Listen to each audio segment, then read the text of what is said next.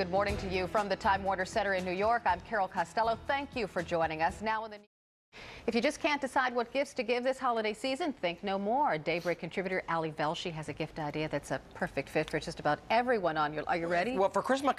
For Christmas. Yeah, it's holiday season. People are giving gifts all over the place. So a lot of people think about giving cash. They're very common gifts for cash. So I just wanted to give some things for you to think about.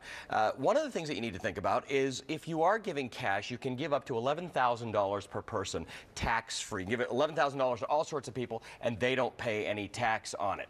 Now, bonds are a little bit different. Savings bonds are very popular, but if you do have savings bonds, they're a little different. Now, I spoke to one of our good friends, financial planner Doug Flynn. He's with FlynnZito.com, and he was saying, know this before you give savings bonds to someone. To savings bonds, however, you have to be careful in gifting over savings bonds you already own, because when you do, you're transferring over your original purchase price to the recipient. So if it's an old bond that has highly appreciated, you're actually turning over the tax bill to the younger person. Now, this is what we're talking about. The issue that when you give a gift, you're being generous, but you want to make sure that you're not passing on a tax burden to other people. Another popular gift to give is stocks. Now, if you are giving stocks, it gets just a little bit more complicated than this. If a stock you bought at a lower price, if you want to pass that on to somebody else at a higher price, this is what you need to think about. When the recipient goes to sell that stock, they are actually going to pay the tax on the difference between what you paid for it and what they get for it. So you could end up giving somebody a bigger tax bill than you ever than you plan to. So make sure you're being generous. You're giving this big gift over, and they might get saddled with this huge bill and never be able to actually sell the stock. Now, one of the most interesting things that you can do for somebody is set up a college savings plan. Yes. 529 college savings plans. And we can talk in detail about that a little later. But the beneficiary of a 529 plan can be absolutely anyone. It doesn't have to be a family member. It doesn't have to be... people set them up for themselves, in fact. So they work like a Roth IRA.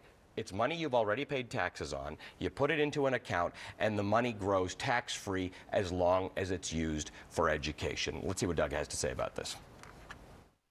If you're the recipient of a college savings plan, that money absolutely needs to be used for college, otherwise there'll be a 10% penalty and the income tax on any of the gains that were made on that account. Now, what if the ungrateful little tyke decides college isn't in the future, wants to be a rock star? Can't use the 529 money for that. Will your money have gone to waste? Doug? It leaves your estate for estate purposes, but you can still control it by changing the beneficiary. There isn't any other asset that I know of that you can actually give money to, control, and then change the beneficiary if you don't like that. And that's the benefit of it. The bottom line is the person you name it doesn't want to go to college. You just change it over. You get to control the money. It just seems nasty, though, because it's a gift to that person. But and there are other ways of giving gifts to people where they control it. But a lot of people say, my kid can't handle money. But if my parents had options like this, they would never have given me any money, because it would have been better if they just stayed with it and managed it themselves. We got that one. Yeah. Velshi, thank you. The guy who really shouldn't be giving people any money advice, but, I wake up early. That's not true. I wake up early, and we're glad. Coming up next, parents learn to just say no. But first, this is Daybreak for a Thursday morning.